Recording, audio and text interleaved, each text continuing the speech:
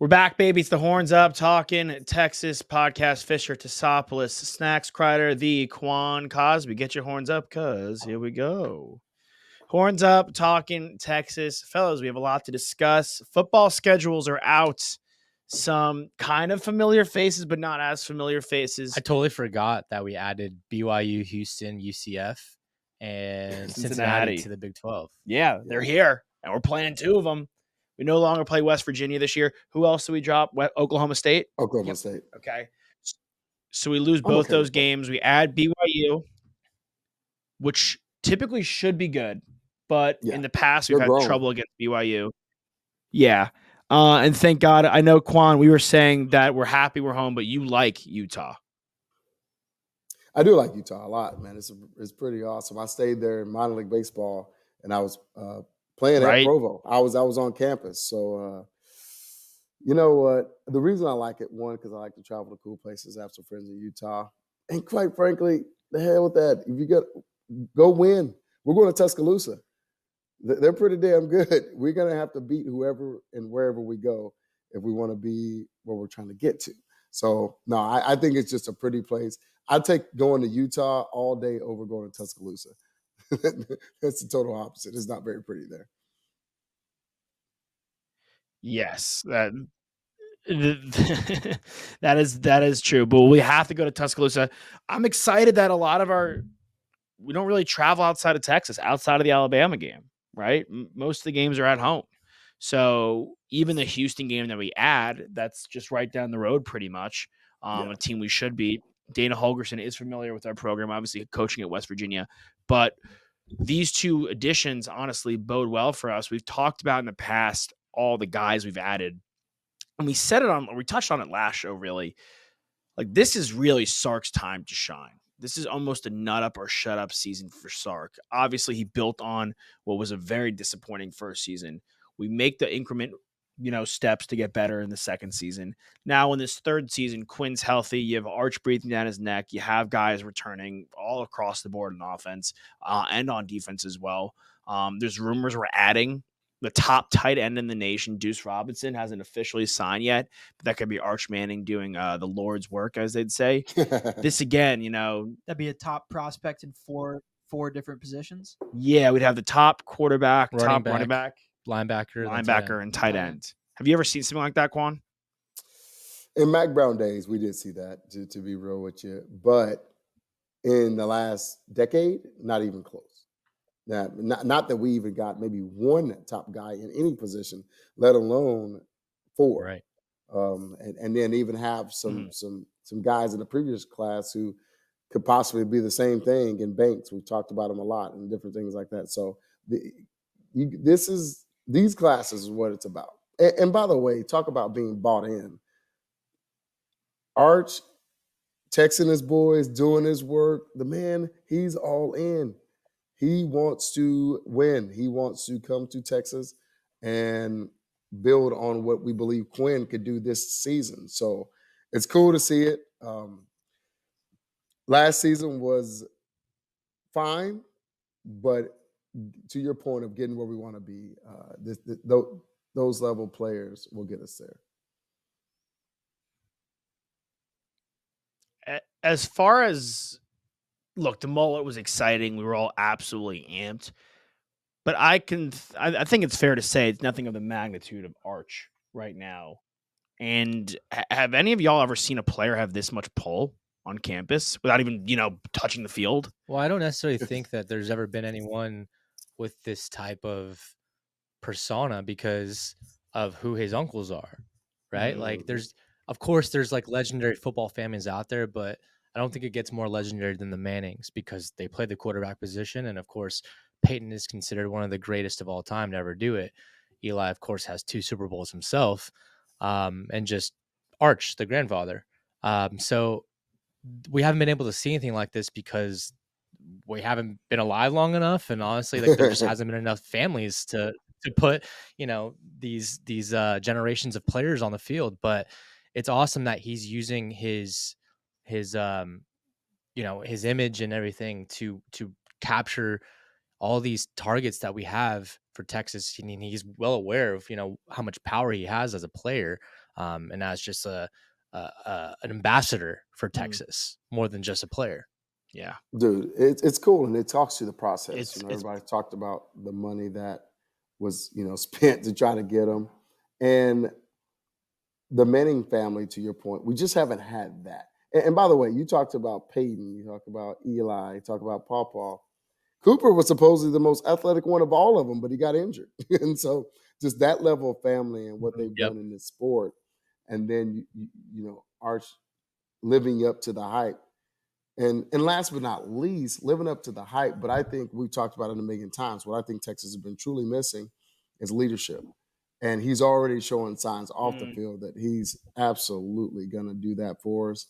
Texting guys, the work he's put in, he's going to be the real deal. Yeah, absolutely. I mean, and kind of moving off of football, talking about leadership, you're right. That is something we've been looking for. And I think that's something we've really found in spades on the basketball court this season. What we talk about it all the time, what these kids have gone through, especially over like the last month. Our head coach, and this is something we've like seen in the past where we're riding high in this basketball team. We lose to Tennessee, and then we go to the gauntlet of the Big 12. We face Baylor, and we kind of unravel, spiral out of control. After losing a tough one to Tennessee, which, again, it was kind of the woes of the season, we really were a second-half team in that fight, and we came out very piss-poor on defense. They dropped 40 in the first half. Granted, it was their home. Granted, it's against Rick Barnes, who's very familiar. He's always got a bone to pick every time we see him. Going to this Baylor game, who it may not have been as evident last night, but very sharp shooting. A lot of guys that could hit the three. Flagler, Cryer, Keontae George, who had a very bad shooting night, but again, was not afraid to get to the rack and try to get to the line. We were with them step for step, and quite frankly, like we said earlier, we were talking outside in the office, we led the entire time. Yeah, it didn't give the lead once. Yeah. And that to me is a testament of guys like Marcus Carr, Timmy Allen. And honestly, Marcus Carr didn't even have the best games. It's the fact that some of these guys are stepping up when the other players are not having their best games, right? Like Sir Jabari Rice stepping up in big moments, right? Hitting those threes back to back. Tyrese Hunter taking care of the ball, right? Being the guy, running point when Marcus Carr is out. Timmy Allen, being a big threat down low. And even Dessou, I mean, he's really taken a lot of steps forward. And, Brock's leadership. I think every single guy has such a pivotal role to play on this team, and they are able to pick each other up when they're down. I think that's the key is, in a first very, of all, very good combo. You got a good what? Go ahead, Q. Go ahead. No, go for it. I'll follow up after. I was just going to say, I mean, this is the best Texas basketball team we've seen in a long time. We're 18-4. We are the best team in the Big 12 right now. In what, in the last episode where we were all together, we were talking about how the Big 12 is the best conference in college basketball. And it's not really that close. I know we lost to Tennessee, and they're a really good team, right? Right now they're ranked number 2 in the country. But it's been quite some time since we've had a through and through team, to the definition of that word, that can compete and really vie for a March Madness run, like a true tourney run. We've kind of kidded ourselves into believing that we've had teams that could do that. It was one year, the Jericho Sims year, with when we lost to Abilene Christian, and I don't know. Lost to Abilene Christian, though. But that was a team that I truthfully felt. I mean, there's video of me practically on Nick's old couch, true raw footage of me dying on that couch. I was so devastated. But I find it hard. I guarantee our record was not 18-4 for the first 22 games of the season. We were not 7-2 and had just beaten Baylor, who you mentioned all those guys on their team, like Flagler, like Cryer. Those guys have played Thamba. Those guys have played in deep tourney runs. To beat a team of that stature at this point in the season and to be 7-2 in conference play, it really speaks to the character of these guys and their competitiveness. And sure, I think there's still something to be desired from a rebounding standpoint, from a big from the bigs, that are on our team. But I texted you guys. Dylan Mitchell had 7 rebounds. He led the team. Guys stepping up and doing the dirty work. That guy pops off, like literally explodes off the court. Like he finishes so strong. And I think something you said last episode about him not having enough space, Tuss, I kind of watched the game in that route. I could see what you're saying. Like when he's given that opportunity to explode and get like a putback dunk, and he's given like the time to fly, like truly spread his wings and fly. Like that guy can really move. He's an uber athlete, very aggressive to the basketball. I think we just are starting to find him, Arterio Morris, who played nice, had some nice defensive moments, starting to incorporate these guys. But when you have a guy like Serge Ibaka Rice, like you're saying, Nick, who just comes in off the bench and is automatic from the line, he had a lot of open threes, and every time right from the wing, buried him. I mean, were you there? Yeah. Oh yeah. No, it was live, sorry, man. I didn't mean to insult you. No. I was talking to Rice, and it's funny because I laugh. I was like, hit him with the pump fake. And they fall for it every time. It's like, do these people not watch film? Like and then the cool piece of it in the second half is he set him up because he quit pump faking. It was like they had any ounce of hesitation, and boom, he drills it. And so it's a couple of it's two more factors I want to talk about. One, y'all been you've been hitting it nail on the head. We're so deep. I mean, our bench, our role players, we're so freaking deep. And I guess I don't know that I always appreciated it before. And maybe it was because of the way Beard kind of coached it a little bit differently. He kind of wanted a good 6, maybe 7 guys, and that was their rotation, and they were going to grind. Mm-hmm. Whereas now, we're using a really big portion of our roster, and they're all coming in, making plays, rebounding. Mitchell wasn't starting before. He's in there now. He's getting more aggressive. It's just so many layers to what I'm seeing, the kind of adjustments. And kudos to Coach Terry, because they are absolutely getting better, and he's trying to figure out the puzzle pieces. The other piece is, as much as I say Coach Beard did it a little bit differently, what I have to give him props for, Baylor before Scott Drew teams, Tennessee did beat our butt a little bit, but I'm going to go to this game, and I'm going to go back to the Oklahoma State game that I saw both at home. We are 10,000 times more physical than we've ever been, in my opinion, in the last few years. Even going back to some of the kind of Durant days. Now, PJ Tucker was physical. He was tough. He's always been that. But these cats have been going at it. Yeah, he still is. They have been going at it. And I was like, I have to give Beard that. Culturally, he changed them. They are tough. Their defense was on point last night. It played better the second half of Tennessee, but between in-conference, Okie State and Baylor dudes started out just what they do, hitting crazy shots. They're so freaking good. And we clamped down. They were complaining. They hit the floor. Even if they made it, they hit the floor. It was tough shots. And even George, I was laughing because there were so many Baylor players that was on the floor, and they just sit there and kind of shake their head. Like, what is going on? Yeah. And for me, especially watching that game being from the Waco area and what Scott Drew has done, that was usually us on the ground shaking our head because of how physical. When they won it the COVID year, when they just embarrassed Gonzaga, they were so dang physical. And so that's a cool thing that I think from a development standpoint we've seen. And last but not least, to see Scott Drew just kind of shaking his head and almost taking it in the mood. Now, mind me, Baylor is working on a new arena in Waco, but it was very visible that I caught him several times just like, holy crap. This is not the Texas I've been playing for the last 10 years. And yes, team-wise, but ultimately atmosphere, culture.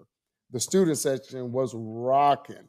It was crazy in there last night. And a lot of people that I know from Waco said, one of the guys, even one of Scott Drew's first recruiting class, texted me and said, this is next level. And so all of that, I think, just played a role in beating a really good Baylor team who just, at home beat Kansas. The Big 12, as we talked about, it being so strong. Yeah. Yeah, at the end of the day, like, why not?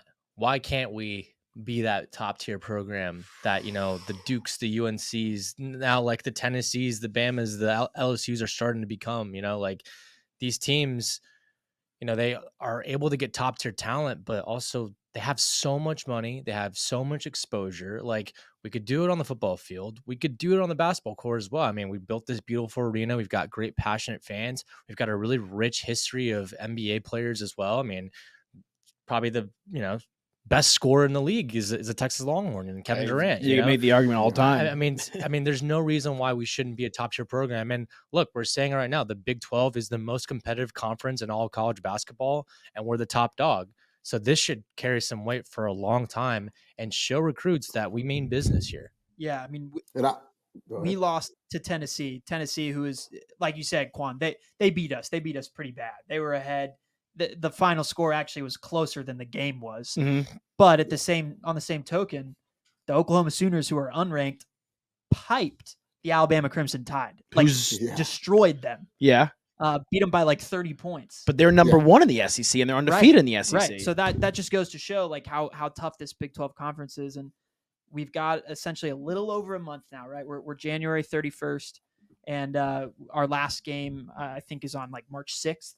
We close the season out with Kansas, and then we'll get into the Big 12 tournament. So, they played really, really well. We're giving them a lot of praise, well deserved. But Coach Terry, man, Coach Terry's been great, but they got to keep after it because there's a ton more tough games up ahead. And I think the only unranked opponent that we play from now until the end of the season, I think, is West Virginia. It's the gauntlet, man. So, it's the gauntlet. And before let you close out, Q, Coach Terry.